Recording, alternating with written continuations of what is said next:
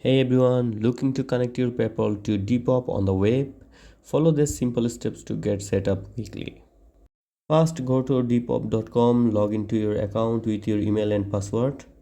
Once logged in, click on your profile icon. Select your selling hub.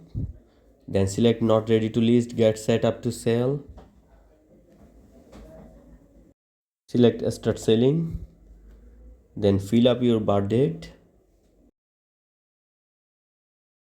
Then fill up your billing address. Then select PayPal.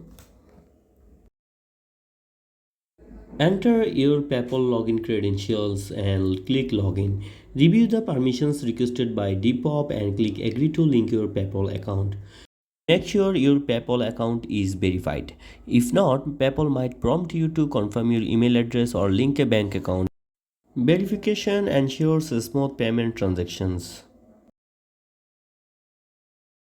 Depop may ask you to set up automatic payments through PayPal. This step is optional but recommended for easier payment processing.